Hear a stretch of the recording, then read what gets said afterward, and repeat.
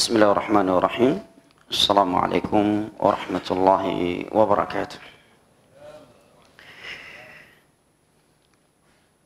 Alhamdulillah.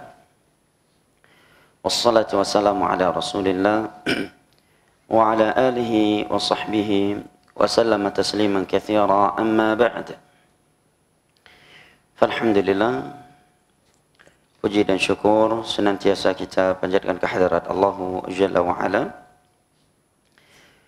yang telah berfirman, wa in ta'uddu ni'matallahi la tuhsuha innal insana lazalumun kaffar. Dan kalaulah kalian ingin menghitung-hitung akan nikmat Allah atas kalian, la tuhsuha, niscaya kalian tidak akan mampu menghitungnya. Innal insana lazalumun kaffar, sesungguhnya manusia itu pelaku kezaliman dan kekufuran. Berkat nikmat kesehatan dan kesempatan setelah hidayah taufik dari Allah Jalla wa Ala, kita telah melaksanakan ibadah salat subuh berjamaah yang kita memohon kepadanya, Rabbana taqabbal minna innaka antas sami'ul alim, amin ya rabbal alamin. Dan kita dapat melanjutkan kembali insyaallah taala bacaan kita atau kajian sirah dari kitab Suwar min Hayati As-Sahabah radhiyallahu anhum. Sirah mereka para sahabat Nabi sallallahu alaihi wasallam, karya Dr. Abdurrahman Basha. Dan kita masih pada kisah atau sirah seorang sahabat yang Nabi sallallahu alaihi wasallam berdoa untuknya, Allahumma ja'al lahu ayatan tu'inuhu ala ma yanwi minal khair. Ya Allah, berikanlah karamah kepada orang ini yang dengan karamah tersebut dia mudah menyampaikan kebaikan yang ingin ia sampaikan. Siapa nama sahabat tersebut? Tufail bin, dari mana? Dausi, dari mana? Yaman. Ahsan, dari Tihamah. Bacaan kita berakhir pada apa? Sampainya beliau di Mekah, ya? Nah, ahsan. Beliau sampai ke Mekah. Tujuannya seperti tujuan keumuman kaum musyrikin, orang Arab yang ada di luar Mekah di masa itu. Ya, pernah saya sebutkan bahwa asal usul Arab itu dari dua qabilah, Qahtan dan Adnan. Adnan dan Qahtan anak keturunannya Nabi Ismail. Keturunan Nabi kita sampai Adnan itu sahih. Ya. Adapun dari Adnan sampai Nabi Ismail tidak ada riwayat yang sahih. Apalagi Adnan sampai Nabi Adam, ini juga lebih tidak sahih lagi. Yang diriwayatkan oleh Imam Al-Bukhari dan yang lainnya hanya Muhammad bin Abdullah bin Abdul Muttalib bin Hashim bin Abdi Manaf bin Qusay bin Kilab bin Murrah bin Ka'ab bin Lu'ay bin Ghalib bin Fihrin bin Malik bin Nadar bin Kinana bin Nizar bin Ma'ad bin Adnan.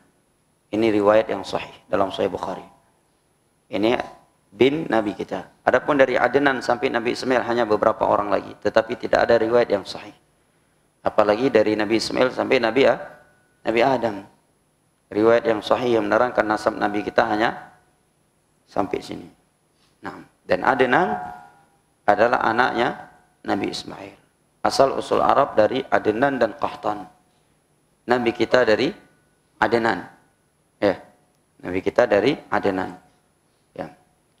Nah, Adnan punya saudara lagi namanya Qahtan.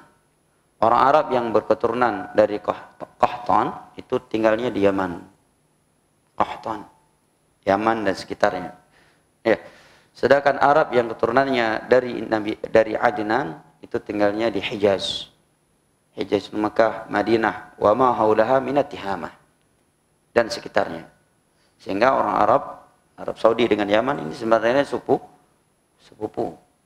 Nah, Adnan dan Qahtan. Taib. Nabi SAW itu dari Adnan. Taib. Sehingga tidak ada manfaat ya seorang menghafal, atau tidak terlalu penting seorang menghafal nasab dari Adnan sampai Nabi Adam, karena tidak ada riwayat yang sahih. Nah, riwayat yang sahih yang menerangkan nasab Nabi kita hanya yang tadi sampai Adnan. Dari Adnan ke Nabi Ismail ada beberapa orang lagi, tetapi riwayatnya tidak ada yang sahih. Demikian diterangkan oleh ulama hadis, ya. Baik.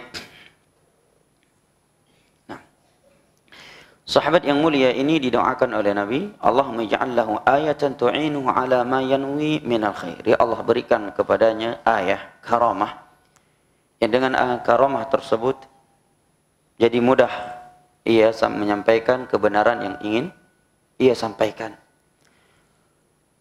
Begitu Tufail bin Amr ad-Dawsi sampai di Mekah, dan beliau merupakan tokoh kaumnya, kabilah Daus, tokoh besar. Mereka selalu mendengar dan patuh kepada beliau.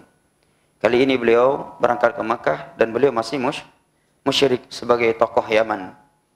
Tujuan ke Mekah seperti tujuan keumuman kaum musyrikin lainnya, yaitu ingin haji atau umrah dengan cara-cara jahiliyah di masa itu, dengan menyembah dan melakukan kesyirikan dengan patung-patung yang ada di sekitaran Ka'bah.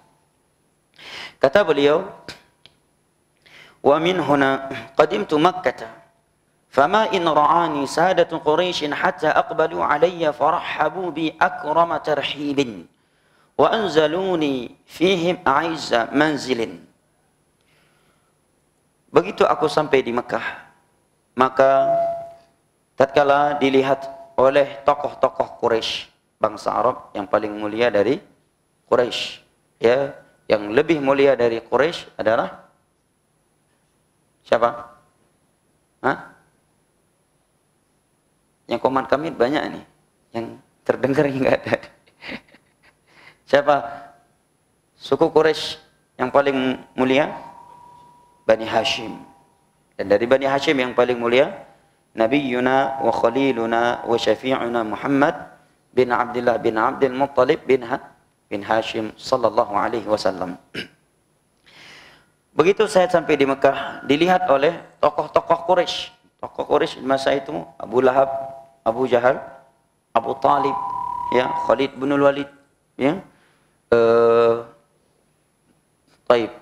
Abu Sufyan, ya, dan yang lain-lainnya.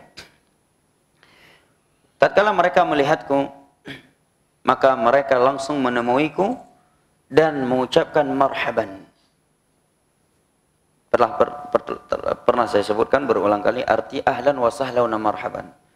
Apa artinya? Sering dengar kan? Ahlan wa sahlan wa marhaban. Apa artinya? Selamat datang, enggak? Selamat datang, bukan. Ahlan wa sahlan wa marhaban. Awbid. Tekuk-kubik.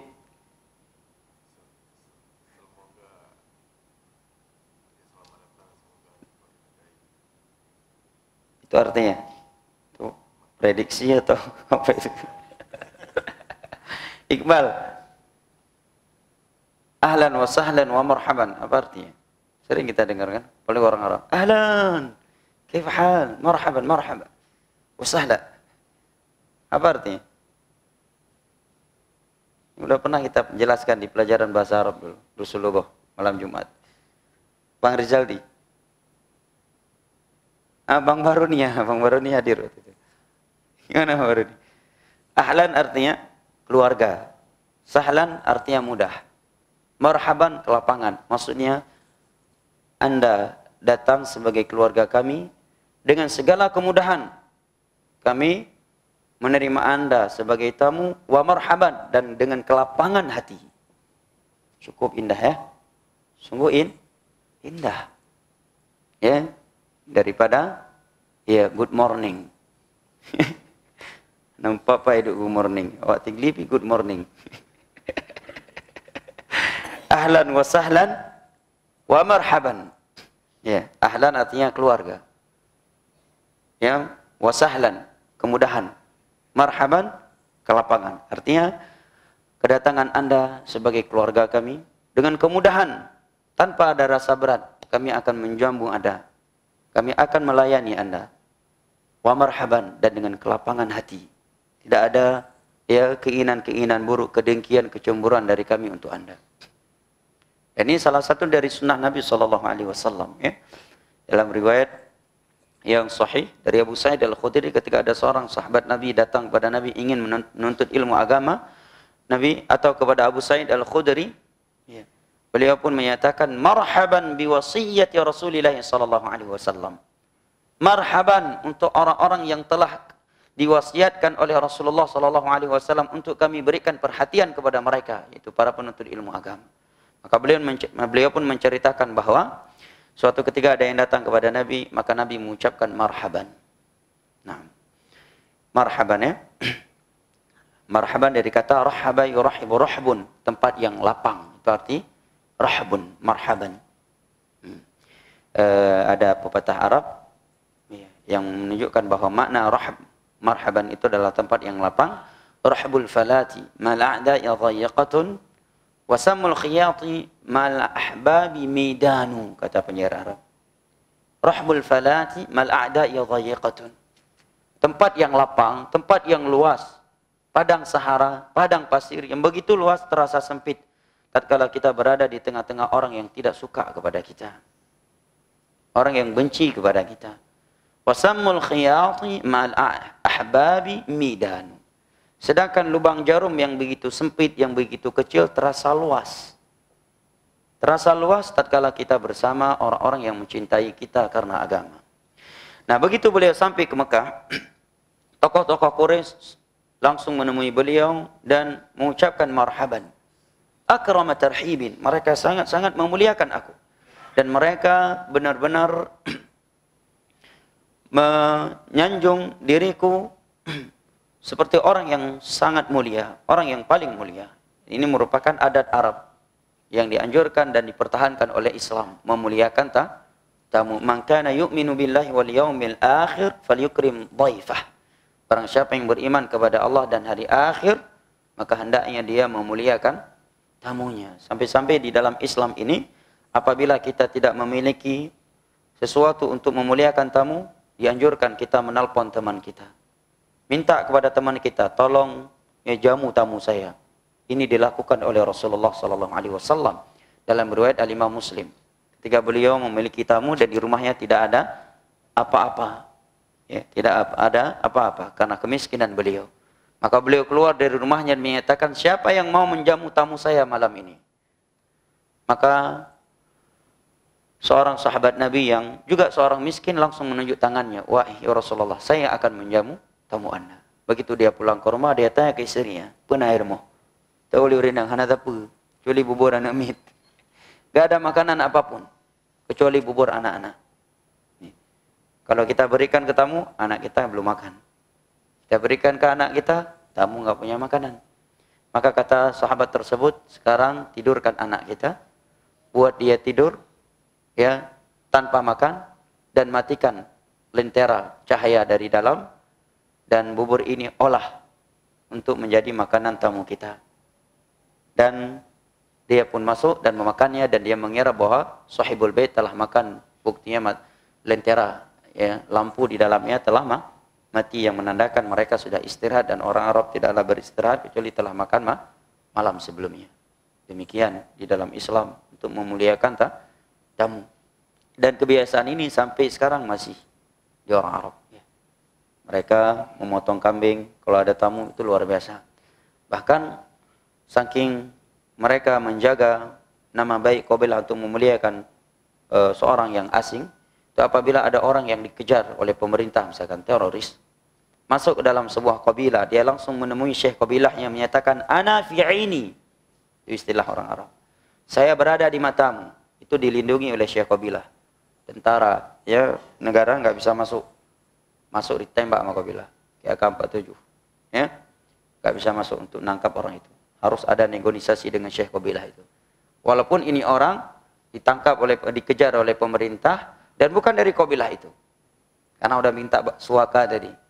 Aib sekali kalau syekh suatu kabilah menolak suaka untuk seseorang. Nah, dan adat ini sampai sekarang, apalagi orang Yaman ya, orang Yaman, orang Arab yang paling dermawan. Dan telah datang banyak hadis Nabi tentang orang Yaman. Dalam Bukhari Muslim dan di luar Bukhari Muslim beliau menyatakan, ya ja'akum ahlul Yaman araqu quluban wa afidah. Telah datang kepada kalian orang-orang Yaman. Mereka adalah manusia yang paling lembut hatinya. Ya, orang yang paling lembut hatinya dan orang yang paling penyayang. Orang Arab yang paling lembut dari seluruh orang Arab adalah orang Yaman. Ya, di Yaman kalau ada kita naik taksi, dia hidupkan musik, kita minta tolong musiknya dimatikan, itu dia berterima kasih, bukan marah sama kita. Coba kita naik taksi, suruh matikan musik, nggak diturunkan di tengah jalan. Jadi taksi lain aja Ustaz. Ya, di Yaman itu Masya Allah. Baik. Orang tua kita nasihati, ya, mendengar dan seterusnya. Beliau dari Yaman, begitu beliau sampai di Mekah, beliau dimuliakan luar biasa oleh tokoh-tokoh Mekah, tokoh-tokoh Quraisy. Tsumma jitama'a ilaihi sadatun wa kuwara'uhum. Seluruh tokoh-tokoh Quraisy berkumpul dan kami pun duduk. Wa qalu, kemudian mereka berkata, memberikan peringatan kepadaku, ya Tufil, innaka qad qadimta biladana. Wahai Tufil, don wuronyo katruk ba nanggro kamu. Anda sekarang telah tiba di negeri kami. Wa hadha ar-rajul alladhi yaz'um annahu nabi qad afsada amrana wa mazzaqa syamlaha.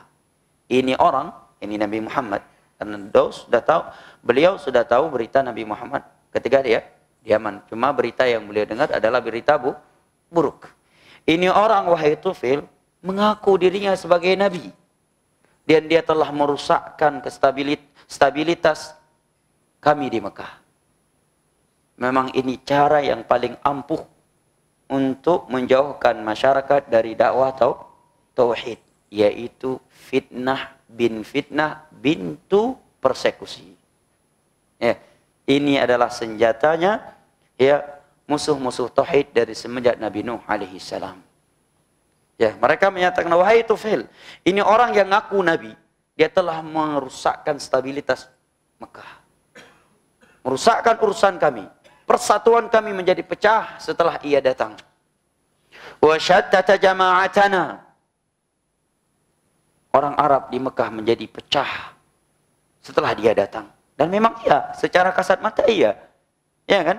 Hei, para sahabat yang udah masuk Islam kan gak mau lagi ikut budaya orang Mekah yang menyembah berhala. Ya kan? Melahap berkah ke tempat-tempat keramat. Gak mau taat lagi kepada orang tuanya ketika orang tuanya mengajak dia untuk berbuat syirik. Otomatis para sahabat tidak mau lagi. Apalagi seperti sahabat Mus'ab bin Umair, seorang pemuda yang kaya raya, ya, dari keluarga besar.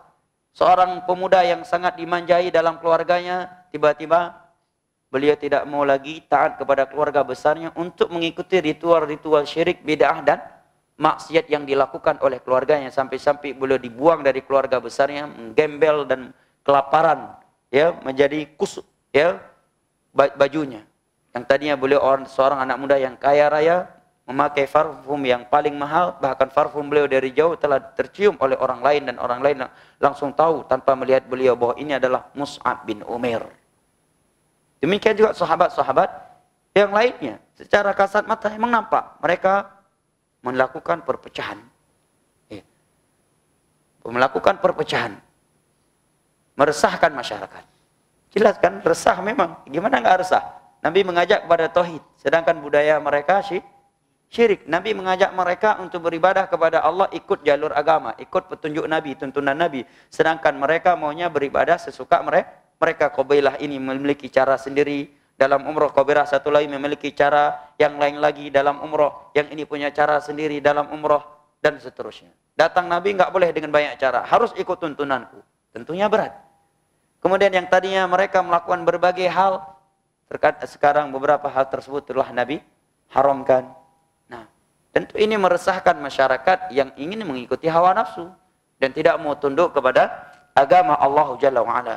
Maka mereka menyatakan, wahai Tufil, ini orang udah ngaku Nabi, merusakkan urusan kami, persatuan kami, meresahkan masyarakat kami.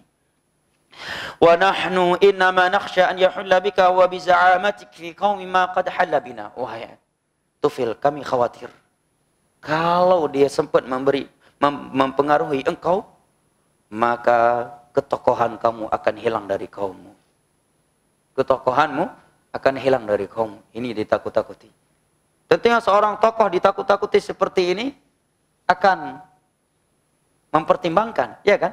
Sekarang ada orang yang bilang, kamu ikut kajian itu baku panjang, bapak.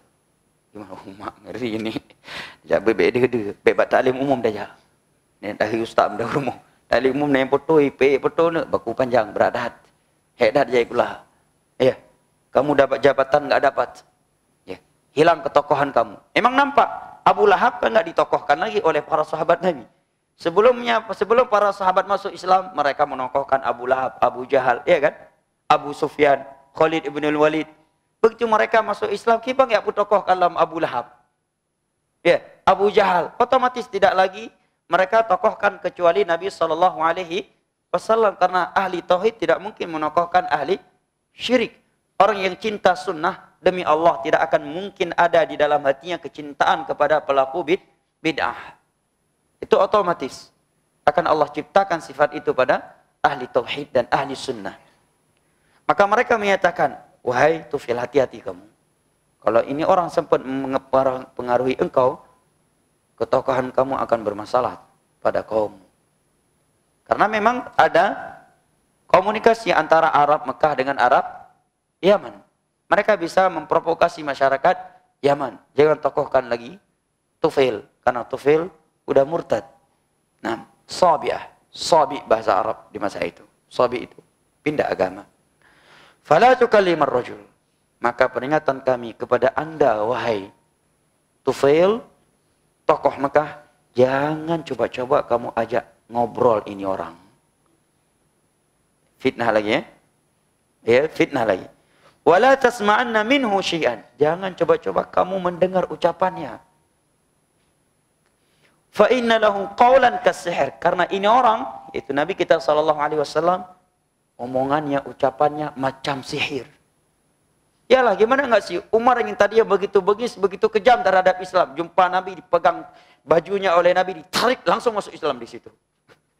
Ya, ini kan tokoh Quraisy yang sangat kejam, panglima perangnya Quraisy. Terluluh lantakkan di hadapan Nabi SAW. Hamzah, singanya padang pasir. Orang yang sangat kejam, seorang yang ahli perang, panglima perangnya Mekah. Terluluh lantakkan dengan hidayah yang Allah bawakan, yang Allah berikan melalui Nabi yang SAW. Juga Bilal bin Abi Rabah, beliau seorang budak sahaya. Asal usulnya bukan di Mekah, nggak ada kerabatnya di Mekah. Beliau dari Ethiopia. Dan dengan beliau siap disiksa oleh majikannya. Beliau bertahan, disiram dengan air timah yang mendidih, ditempeleng, ditelanjangi, diludahi oleh masyarakat Mekah demi mempertahankan agama yang telah ia ambil dari Muhammad. Kan ini sulit ya, seorang majikan, seorang budak sahaya berani menyelisih agama majikannya. Majikannya ajak dia untuk melakukan satu adat istiadat yang berbau syirik bidah, Bilal enggak mau. Pada dia makan minum sehari-harinya diberikan oleh majikannya. Andai kata majikannya membuang dia, mati kelaparan. Tapi siap demi ikut Nabi Muhammad. Perhatikan macam orang yang tersihir. Maka kata orang Arab, fa inna lahu qawlan kasihir. Hati-hati ronyo, orang lagi tihi, mutihi orang. Kemana cek? Mutihi orang, beta katakan dengan abangnya, mutihi orang. Jangan coba-coba kamu dengar ucapan dia. Ucapan dia itu macam sihir. Banyak orang sudah tersihir. Umar, Hamzah, ini orang yang luar biasa di Mekah. Ya, luar biasa. Dapat hidayah melalui Nabi Muhammad SAW. Bilal, seorang budak sahaya, siap dan bertahan di atas penyiksaan kaum musyrikin demi ikut Nabi Muhammad. Macam orang yang tersihir. Yufarriqu bainal waladi wa abih. Di antara bukti ucapan dia itu seperti tukang sihir, seperti ucapan tukang sihir, dia telah memisahkan antara anak dengan ayahnya. Contohnya banyak. Abu Sufyan terpisahkan dengan anaknya yang bernama Romlah, yang merupakan ibunda kita Ummul Mukminin, istri Nabi kita SAW, setelah dicerai oleh suaminya Ubaidullah bin Jahshin yang murtad ketika di Habasyah. Menantunya Ubaidullah saat di Mekah masuk Islam. Juga sahabat-sahabat yang lainnya, Mus'ab bin Umair, ya kan? Sa'd bin Waqqas, Ketika beliau masuk Islam, diancam oleh ibunya. Kalau kamu masih ikut Muhammad wa Ihsan bin Abi Waqqas, long hangku pajuh tampuli sampai matiku. Saya tidak akan makan minum sampai mati. Saya akan makan minum lagi kalau kamu mau tinggalkan Muhammad. Gimana itu tantangannya? Berat gak jemaah? Ya, apalagi ini anak misalkan terbiasa berbakti kepada orang tuanya, cinta sama orang tuanya, sangat sayang sama orang tuanya. Tiba-tiba ngancam, "Mimi kajak but kenana, beka oleh rumah. Bah mati aku. Beka mamat long tu mi mati. Mi kajak but inan." Kiban jemaah. Gertak. Ya, Sa'd bin Abi Waqqas diancam sama ibunya, "Kalau kamu masih ikut itu orang, saya tidak akan makan minum sampai mati." Betul, dipraktekkan. Satu hari, hari kedua, hari ketiga udah nggak tahan. Dia Sa'd bin Abi Waqqas masih kokoh, makan aja dah daripada mati. Akhirnya ibunya kalah. Kalah gertak. Sa'd bin Abi Waqqas nggak mungkin ingin kembali lagi ke dunia kesyirikan, kekufuran. Ya. Demi ibunya. Kan berarti seperti orang yang kena sihir. Makanya bagi mereka cukup mudah untuk memfitnah Nabi. Ini Muhammad ini seperti tukang sihir. Anak dengan orang tua bisa pisah gara-gara dia.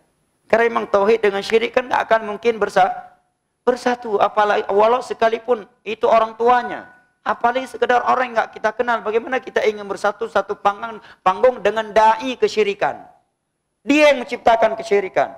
Dia yang mengajak manusia untuk melakukan kesyirikan. Sungguh aneh kalau ada orang yang mengaku di atas tauhid, berjalan bareng mesra dengan pelaku dan dai kesyirikan.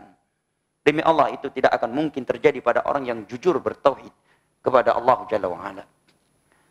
Yufarriqu bainal waladi wa abih. Ini Muhammad telah memisahkan antara anak dengan ayahnya. Wa bainal akh wa akhi. Antara seorang saudara dengan saudara yang lainnya. Seperti saudari Umar yang dinikahi oleh sahabat Khabbab ibnul Arat, ditampar oleh Umar karena ikut Nabi Muhammad sampai keluar darah dari pipinya. Saat Umar belum masuk Islam. Maka kata mereka, ini Muhammad kayak sihir. Wa baina zaujati wa zaujiha, dia telah memisahkan antara seorang istri dari suami. Karena sahabiah-sahabiah yang sudah masuk Islam, ya, di masa itu tidak mau lagi dengan suami yang musyrik. Dan itu tidak boleh dalam Islam. Nah, maka sungguh sangat mudah bagi mereka untuk menciptakan fitnah. Tiga itu yang kalian. Nyo lagi makan mai. Nyo pi lagi. Nyo awai ti ilkut dah nyo. Awai ti je bungkuh-bungkuh buyo. Ino kah hitam le. Ya, tunjuk betul. Memang nampak secara kasat mata. Nabi memecah belah umat. Iya, sampai Jibril turun menyatakan Muhammadun farraqa bainan nas. Muhammad telah memecah belahkan umat antara ahli tauhid dengan ahli syirik. Terpisah-pisahkan. Iya, menjadi terpisah. Mana ahli tauhid, mana ahli tauhid. Orang ikut sunnah dengan orang ikut bid'ah. Pelaku hawa nafsu dengan orang yang taat kepada Allah. Terpisah-pisahkan. Farraqa Muhammadun bainan nas, kata Jibril. Muhammad telah memecah belahkan umat manusia. Maksudnya menjadi terpisah antara ahli tauhid dengan ahli syirik. Itu tidak akan pernah bersatu sampai hari kiamat tegak. Tidak akan pernah bersatu. Orang-orang yang mempersatukan antara syirik dengan tauhid adalah orang yang bermimpi di siang bolong. Nah, qala Tufail berkata, "Wallahi ma zalu bi yaqussu alayya min gharaib akhbari." Mereka pun mulai menceritakan kepadaku tentang Nabi sallallahu alaihi wasallam hal-hal yang sangat aneh. Hal-hal yang di luar pikiran kita. Wa yukhawifunani ala nafsi wa qaumi bi'ajabi af'ali. Mereka menakut-nakutiku dan kaumku dari perbuatan-perbuatan Nabi yang aneh-aneh. Ya fitnah. Seperti yang Allah sebutkan dalam Al-Quran. Nabi dikatakan tukang sihir, syair, ahli syair, majnun, orang yang gila. Mantu ayo. Lagi ngodai misalkan. Nah yang berita, nya ustaz ambil itu. Hati-hati mau ustaz itu. Gara-gara dia suami istri pisah. Anak sama orang tua jadi ribut. Ya, persatuan masyarakat jadi kacau.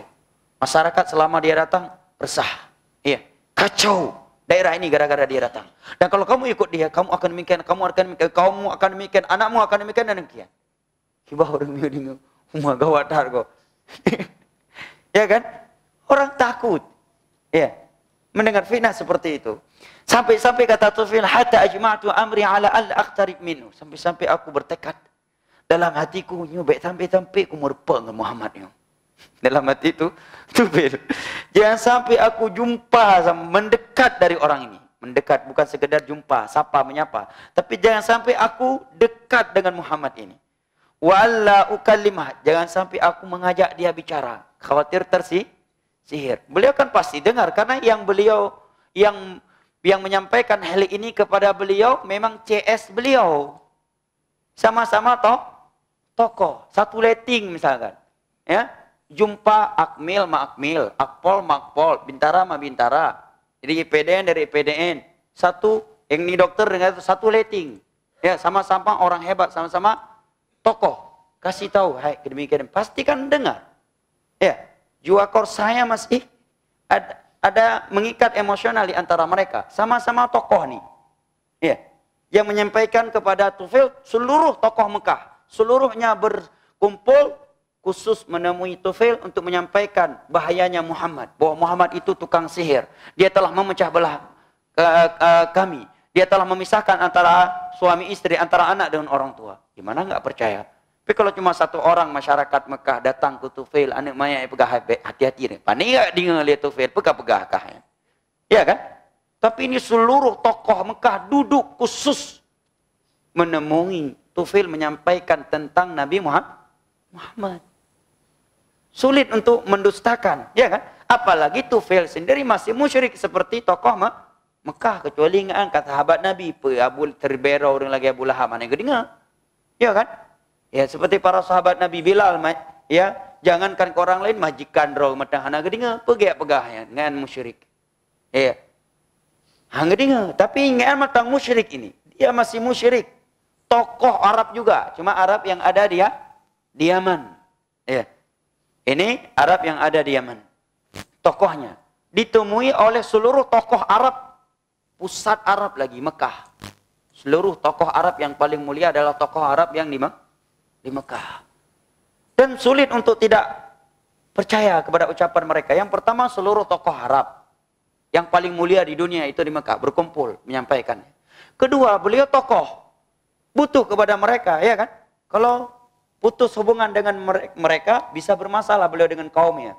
Karena kalau beliau putus hubungan dengan kaum Mekah, ya bisa-bisa beliau juga ditinggalkan. Karena masyarakat Arab yang ada di Yaman lebih mengutamakan masyarakat tokoh Arab yang ada di Mekah. Dan beliau bisa bermasalah nantinya, ke Mekah nggak bisa masuk lagi, nggak dapat bukan izin, pelayanan eksekutif, ya kan? Kalau beliau tokoh kan dapat pelayanan eksekutif, ditemui oleh tokoh-tokoh dijamu. Kami yang ahli tokoh ahli, beda kan bu mukupi bengah nih jo, ya kan? Mukupi bengah hai bili, payah beki, nyimah nak ikut dua arah kupi bengah nak berpalih menjauh Mekah, pada aja kupi, warung kupi mana diterima ngerokok, ya cukup berat jemaah, pertimbangan yang luar biasa. Maka beliau menyatakan, maka dalam hatiku berkata, bek tagai tahu nganti Muhammad yang. Jangan sampai aku dekat dari Muhammad ini. Jangan sampai aku ajak bicara dia. Dan jangan sampai aku mendengar ucapannya sedikit pun. Kata, Tufail walamma qadautu ilal masjid li tawafi bil Ka'bah. Begitu aku sampai di Masjidil Haram untuk tawaf di Ka'bah. Berapa menit lagi? Syuruk. Ini panjang ya time. Minggu depan libur ya. Hah? Berapa menit lagi Pak Jaldi?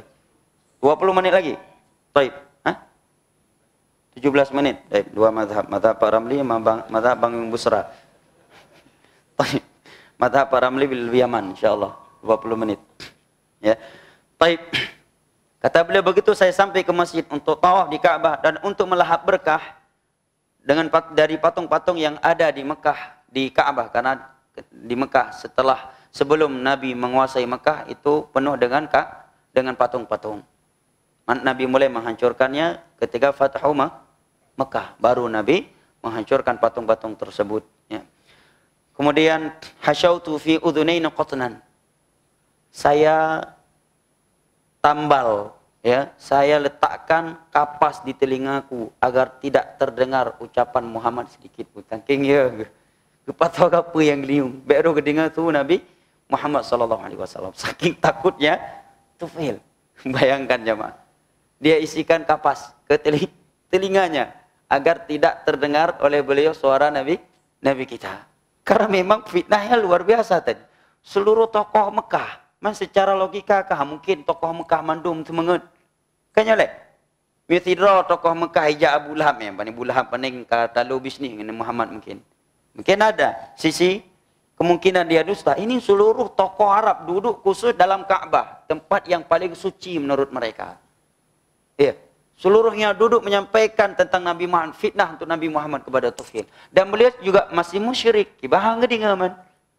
Maka setelah beliau mendengar provokasi fitnah dari mereka terhadap Nabi Muhammad, beliau meletakkan kapas di telinganya agar tidak terdengar oleh beliau ucapan Nabi kita sallallahu alaihi wasallam. Saking ya, padahal ke zaman now masih aja kayak kodok dalam tempuruk sebagian orang. Walamma qad walakinni ma in dakhaltul masjid hatta wajadtu qa'iman yusalli 'inda al-ka'bah salatan ghairu salatina. Begitu aku masuk ke masjid, aku lihat dia sedang salat di depan Ka'bah. Nampak berapa? Ya kan? Beliau ingin tawaf di Ka'bah. Tiba-tiba Nabi sedang salat di depan Ka'bah. Ya. Tapi salatnya dia itu berbeda dengan salat kami. Menunjukkan kaum musyrikin di masa itu juga salat. Tapi dengan cara-cara jahiliyah mereka. Wa yata'abbadu ibadatan ghaira ibadatina. Dia beribadah dengan cara-cara yang tidak sesuai dengan cara ibadah kami. Ketika orang melihat seperti ini, apa yang di benak kepalanya? Betul yang pegang li tokoh-tokoh Mekah menung. Memang Muhammad Yuhanagat. Ya kan? Salat dia menyelisih salat kita. Padahal dia seorang anak muda, umurnya 40 tahun.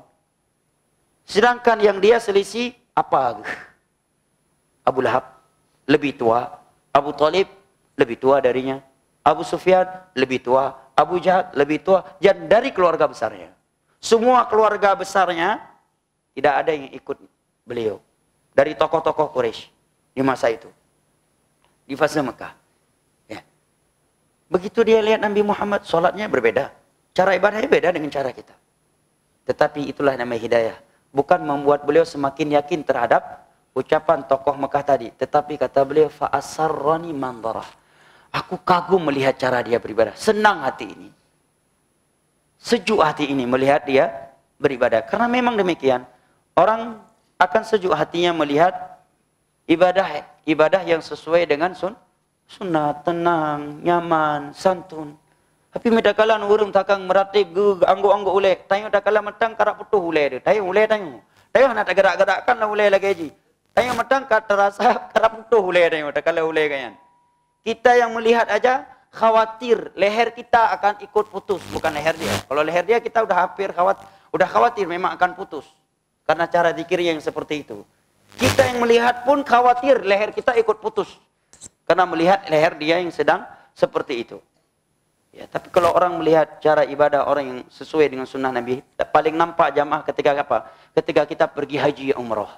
Di situ benar-benar Allah tampakkan keberkahan sunnah. Orang-orang yang umrah tidak sesuai dengan sunnah, sebagian mereka ditarik-tarik oleh pemandunya, diajarkan, ya Allah, menyedihkan.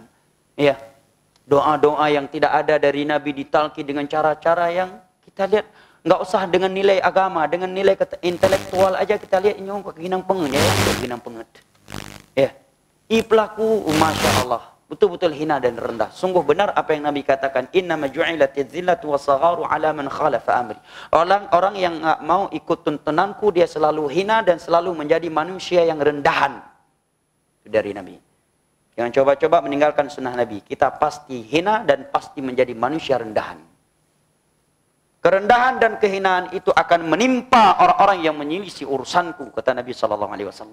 Lihat ketika antum pergi umrah. Kasihan kita lihat. Ya, ada yang ketika sa'i antara Safa dan Marwah Pancasila baca. Pancasila baca. Enggak masalah Pancasila, ya kan? Cuma untuk sa'i dan Safa kan ada zikir khusus. Emang enggak ada waktu lain untuk baca Pancasila. Ya kan? Ini sedang sa'i antara Safa dan Marwah. Ya. Baik, walaupun cinta terhadap nilai-nilai Pancasila yang sesuai dengan nilai-nilai agama kita. Namun maksud kita, ini sedang sa'i antara Safa dan Marwah. Enggak ada bacaan lain. Ya, enggak ada bacaan lain. Bahkan ada yang menyanyi. kasidah. Ada yang kasidah. Ada yang begitu sampai di kuburan Hamzah di Uhud, kageleng tikang, kang muda gemau gepumo jamaah. Lepas doa baca. Ya, tiba-tiba kapaya plung iparu oleh polisi Cina tika-tika tingainan. Tika-tika tingainan pak cok. Nang tanpa begitu sampai Uhud di depan kuburan Hamzah langsung buka tikarnya, doa dia. Menangis, histeris. Jamaahnya ikut nangis. Ya, begitu datang polisi siaran kocar kacir liburan. Tikar-tikar tidak sempat dia gulung. Ya, apa yang penting doa dan kemerpat tikar nam telah belum lain dengan Indonesia. Sedih kita lihat jamaah. Lihat ini, fitrah kan? Fitrah jamaah. Beliau benci sama Nabi Muhammad. Bahkan tadi dalam hatinya berkata, jangan sampai saya dekat sama dia. Jangan sampai aku dengar ucapannya. Jangan sampai aku mendengar ucapannya. Saking takutnya Tufail, beliau masukkan kapas ke telinganya. Agar tidak terpengaruh dengan ucapan Nabi Muhammad. Beliau belum mendengar ucapan Nabi Muhammad. Baru melihat Nabi Muhammad sedang ibadah. Beliau langsung menyatakan, sejuk hati saya. Senang, gembira saya. Hakiban senang urung sholat. Kami orang benci ke orang salat. Ini ada anak muda misalkan. Dia enggak nyabu. Dia enggak merokok. Enggak suka main batu. Bersama anak muda lainnya. Enggak suka nongkrong di warung kopi sampai jam 1 malam. Salat 5 waktu terjaga. Ya, dengan orang tuanya baik. Hanya saja dia mungkin enggak ikut ritual-ritual syirik dan bid'ah. Ya, kalau orang yang punya fitrah pasti akan menilai. Enggak dia. Walaupun mungkin hanya ikut, jangan ikut. Tapi kalian. Salat 5 waktu tepat waktu. Rokok enggak? Anak kita yang kita katakan bagus, salat enggak? Merokok iya, ganja iya. Walaupun dia mau ikut ritual ini, ritual itu. Tak lebih kan? Fitrah akan berkata demikian. Ya kan? Beliau melihat begitu dia cara Nabi beribadah. Sejuk hati saya, kata Tufail. Nyaman hati saya. Sejuk hati ini. Senang saya memandanginya. Wa hazzatni ibadatu. Hati saya bergetar ketika melihat ibadah beliau. Wa wajadtu nafsi adnu minhu. Dan tiba-tiba tubuh saya mendekat darinya tanpa saya sadar. Saya tidak sadari, tubuh saya tiba-tiba mendekat dari beliau. Saking cintanya beliau kepada Nabi. Padahal di telinganya masih ada kapas supaya tidak mendengar ucapan Nabi. Aku langsung mendekat dari beliau. Wajadtu nafsi, artinya tiba-tiba. 6. Syai'an fasyai'an, sedikit demi sedikit ala ghairi qasdin. Padahal saya tidak mau dekat dengan beliau. Tapi tubuh saya tiba-tiba kok mendekat sendiri dari beliau. Hatta asbahtu qariban min. Sampai aku berada di posisi yang sangat dekat dengan beliau. Wa aballahu illa an yasila ila sami ba'dun mimma yaqul. Tiba-tiba masuk juga beberapa ucapan beliau ke telingaku. Kata Tufail, ya kan kapas tetap nembus ya kan? Kecuali disoldir, baru nggak tembus lagi. Kapas yang beliau taruh di telinga pasti tembus lah. Peluru aja kita taruh sini masih tembus suara luar, ya kan? Kecuali disoldir. Baik. Kata beliau, fasami'tu kalaman hasanan. Ketika aku dengar ucapannya indah sekali. Wa qultu fi nafsi. Hatiku pun berkata, sakilatka umuk ya Tufail. Innaka rajulun labib, syair. Wa ma yakhfa 'alayka al-hasanu min al-qabih, fama yamna'uka an tasma' min ar-rajul ma yaqul. Hatiku pun mulai berkata, wahai Tufail, sakilat ka umuk. Ini kata yang nggak bisa diterjemahkan. Sakilat ka umuk secara letterlek artinya celaka ibumu. Tapi maksud ucapan ini terucap oleh orang Arab bukan bermaksud maknanya, tetapi karena serius. Sakilat ka umuk, karena serius, terkejut, kagum. Ya, jangan diterjemahkan. Kalau kita artikan terjemahan, sakilat ka umuk, celaka ibumu. Keliru. Ini nggak boleh diterjemahkan. Cukup aja tulis sakilat ka umuk. Menikasi catatan kaki, kata kilat ka umum adalah ucapan yang keluar dari mulut orang Arab ketika mereka kagum, terkejut atau mengingkari suatu perkara. Taib. Sakilat ka umuk ya Tufail. Yang bahasa Aceh pun biasa. Yang tengah terkejut, kagum itu bahasa Ayan. Yang bahasa Arab sakilat ka umuk, taribat yadak. Itu diantaranya. Yang bahasa Aceh pun. Bang Nizar, Bang Yuzar. Opolong, Bang Rizal pula. Opolongnya orang latah. Opolong. Jelah. Opolong, ya. Sakilat ka umuk. Sakilat ka umuk, wahai Tufail. Kamu ini tokoh. Kamu orang cerdas. Kamu cerdas, kamu tokoh, dan kamu ahli syair. Kamu bisa membedakan. ucapan Muhammad itu syair ataukah bukan. Karena Nabi Muhammad belum nggak bisa membaca yang tertulis dan tidak bisa menulis yang dibaca. Udah otomatis beliau bukan ahli syair. Ya kan? Taib. Kata Tufail, hatiku berkata kepadaku, wahai Tufail, kamu orang bijak, kamu orang cerdas, kamu ahli syair. Dan kamu bisa membedakan mana yang baik, mana yang buruk, mana yang benar, mana yang salah. Apa yang menghalangi kamu untuk mendengar ucapan Muhammad? Masya Allah. Fitrah beliau mulai menggiring beliau kepada jalan kebenaran. Kamu orang cerdas, kamu orang bijak, kamu ahli syair. Kamu kan bisa lah kamu bedakan mana yang benar, mana yang salah. Ini kalau orang cerdas. Kalau orang cerdas, kalau ada orang menyatakan hati-hati, di sana ada kajian Wahabi, ija, pat Wahabi, kayak koyak dengar le, pui begah. Nya baru cara, ya kan? Nyujek kula sampai S2, S3 yang galom S-seler. Ya si penget le, dengan hana jek kula S1. So jarang berarti. Sekolahnya udah tinggi, pendidikannya tinggi, bisa dibodoh-bodohin oleh orang yang mungkin nggak tamat SMP. Mestinya begitu dia dengar peringatan hati-hati mau Wahabi, dia cari di mana ada Wahabi. Saya ingin jumpa mana tokoh Wahabinya.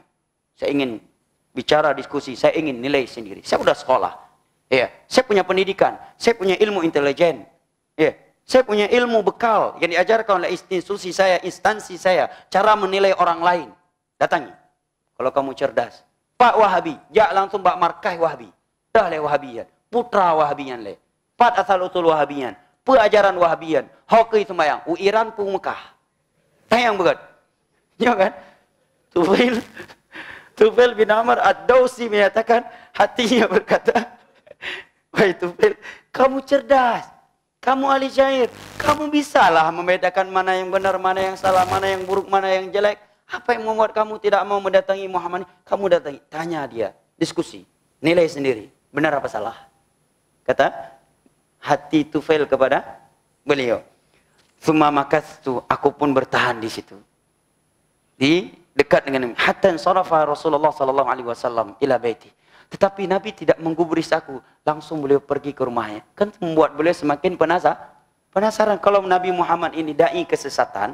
Nggak mungkin beliau membiarkan ada orang di sampingnya tanpa mengajak orang tersebut. Kalau beliau punya ambisi terhadap dunia, ya kan? Punya ambisi terhadap dunia. Ini Nabi Muhammad udah dekat dengan saya. Begitu selesai ibadah langsung pulang ke rumah. Hana pakat aku, hana ge pesihir aku, hana baca, hana ge timbur dengan i, hana ge jauh ia kuah yang kali getembur-tembur, hana ti. Ya, subhanallah. Membuat beliau semakin penasaran. Fataba'tu, aku pun langsung ikuti beliau dari belakang. Idza dakhala daru dakhaltu alaihi. Begitu beliau masuk ke rumahnya, aku pun langsung masuk ke rumahnya. Faqultu, ya Muhammad, wahai Muhammad. Karena memang beliau masih musyrik. Mengingat kamu min anak gai Muhammad, pasti akan gai ya Rasulullah, ya Rasulullah. Wahai Muhammad. Orang Arab biasa memanggil nama, bahkan kalau pas saya diamat, anak panggil kakeknya kadang namanya dipanggil. Ya Abdullah. Ya tiro bere. Indonesia kabe yang lu gerom le.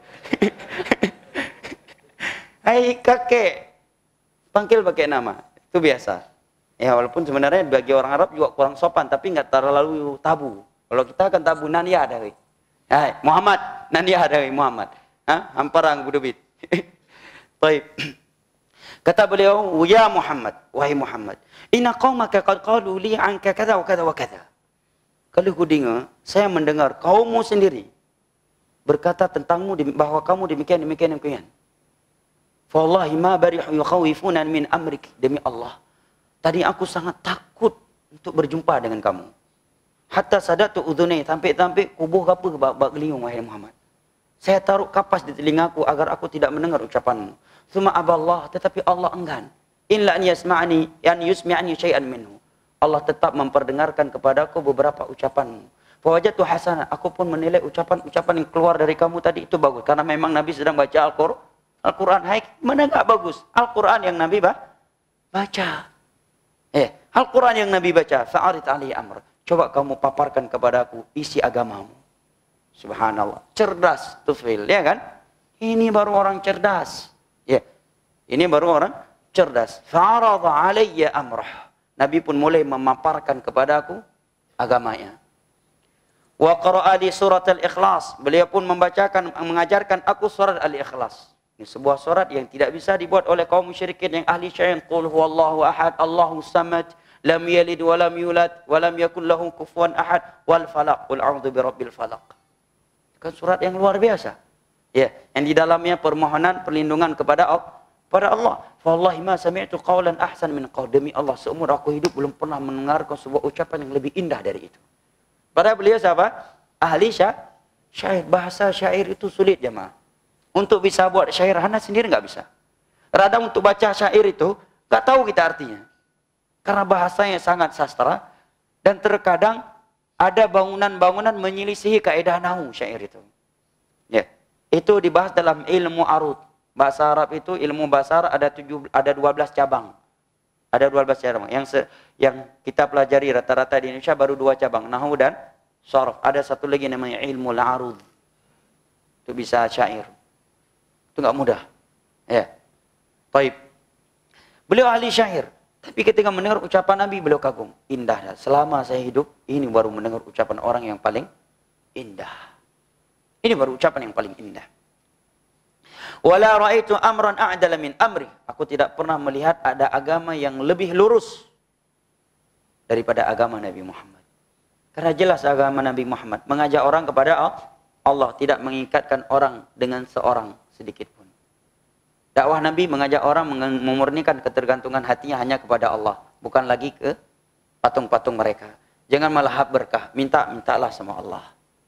Bukan dengan menjadikan orang yang telah mati sebagai perantara antara dia dengan Allah. Beribadah ikut jalur, nggak boleh ikut hawa nafsu. Kan cukup indah, jelas agama yang dibawa oleh Nabi Muhammad itu. Dakwah tauhid itu jelas kalau orang yang mau melihatnya. Apa yang nggak jelas jamaah? Isinya Al-Quran dan hadis. Lah kajian pulang, ya. Nggak ada kartu keanggotaan, tidak ada di absen, ya. Tidak ada setoran persentase gaji tiap bulan. Sebagaimana firqah lainnya. Ya, sekian persen pendapatannya 10% harus store ke ormasnya, ya, ke firqahnya. Nah, kajian sunnah dakwah. Ada tempat di masjid, alhamdulillah. Nggak dapat di masjid dimanapun bisa. Siapa yang mau ikut silakan. Seluruh kalangan ikut silakan. Intel bagus, kirim intel sebanyak-banyaknya biar dapat hidayah. Ya, jelas pembahasannya. Seluruh kalangan bisa ikut. Ya. Bisa mendengarnya. Isinya Al-Quran, hadis. Al-Quran, hadis. Ucapan salah. Lihat alim ya. Oh yang je kopi. Nggak ada absen. Nggak ada kartu keanggotaan. Ingat ya. Di 2019 pilih nomor 3 ya. Jangan nomor 4. Nggak ada. Nggak ada. Dalam dakwah salah. Ilmu dikasih. Sikap Anda urusan Anda.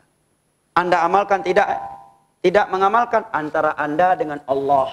Ucap. Kewajiban kita hanya saling nasihat menasihati. Nggak lebih dari itu. Ya. Tidak lebih dari itu. Apakah kita saling ngobrol ataukah tidak setelah kajian? Nggak ada urusan. Mau ngobrol nggak ngobrol pun nggak apa-apa. Iya. Isinya Al-Quran, hadis, mengajak mentauhid, tinggalkan syirik, ikut sunnah Nabi. Jangan melakukan bid'ah. Ini halal, ini haram, ini dalil dari Al-Quran, hadis. Patih tertuh kabareh. Ya kan? Hidayah di tangan Allah. Jelas dakwah sunnah. Maka kata Amr, kata Tufail ad-Dawsi, aku belum pernah melihat ada agama yang lebih indah, lebih lurus daripada agama Nabi Muhammad SAW ini. Inda dzalika basatu yadi lahu, begitu aku menyimak penjelasan beliau tentang agama ini, langsung aku bentangkan tanganku kepada beliau dan aku mengucapkan la ilaha illallah wa anna Muhammadan Rasulullah wa dakhaltu fil Islam, dan aku pun langsung masuk Islam. Subhanallah. Tufail bin Amr ad-Dawsi. Qala Tufail, kemudian beliau berkata, sudah syuruk? Sudah ya? Cerita masih panjang nih. Kita lanjutkan pada pertemuan. Lanjut sedikit lagi Pak Ramli. Panjang gimana mau sedikit lagi?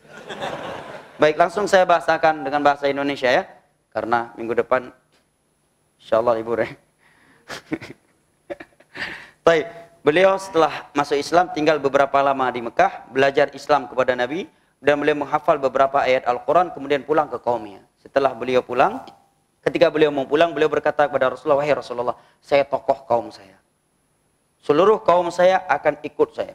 Mereka patuh sama saya. Dan saya akan pulang. Apa nasihat Anda untuk saya? Ya. Atau fadu Allah, permintaan beliau, tolong doakan saya kepada Allah. Li an yaj'ali ayatan takunu li'aunan, agar Allah memberikan kepada saya sebuah ayat, tanda, karamah, yang dengan karamah tersebut saya akan jadi mudah menyeru mereka kepada kebenaran. Mereka akan percaya kepada saya. Maka Nabi berdoa, Allahumma ja'allahu ayah. Ya Allah, berikan untuk dia ayat, tanda-tanda kebesaranmu. Ini doa umum ya kan? Nabi tidak mendoakan, ya Allah, jadikan Tufail ini urang yang carang luh barang gadah. Ya, jadikan Tufail ini menjadi orang yang cerdas, pandai mencari barang-barang hilang, menyembuhkan orang sakit. Karena kalau ini didoakan dan kemudian Allah kabulkan, bisa bahaya nanti. Ya kan?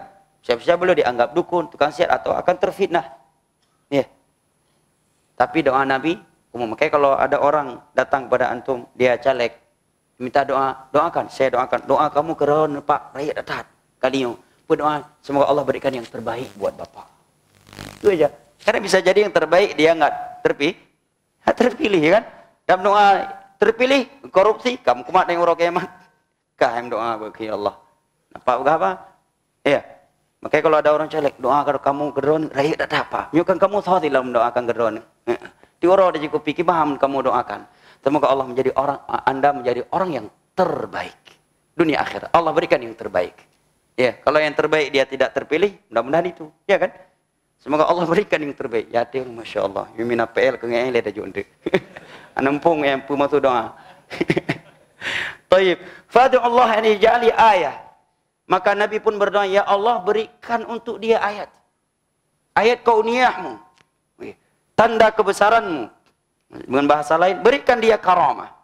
Begitu aku keluar, pulang ke Yaman, begitu aku mau sampai dari tempat dari kampungku, aku berdiri di tempat yang tinggi, tiba-tiba ada cahaya seperti lampu di antara kedua mataku.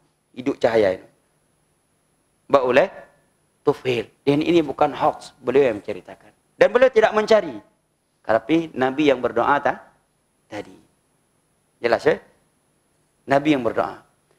Mithlus misbah, cahaya di antara kedua mataku, aku lihat seperti bola lampu. Seperti bola lampu. Fakultu, sampai-sampai aku berdoa, Allahumma ij'alhu fi ghairi wajhi. Ya Allah, jangan engkau letakkan di wajahku. Ya, karena aku khawatir mereka kaumku melihat, ketika melihat cahaya ini berada di mukaku, mereka mengira ini azab Allah kepadaku karena aku sudah murtad meninggalkan agama mereka. Karena orang musyrik kan suka bermitos mereka, ya kan? Yang terbentuk mitos mereka, kalau mereka mau keluar, burung yang mereka lepaskan terbang ke arah kanan, mereka bermitos dengan kejelekan, ya kan? Kalau terbang ke arah kiri, kalau terbang ke arah kanan, mereka beranggapan baik. Ini kalian lumayan lampu ba ulerok,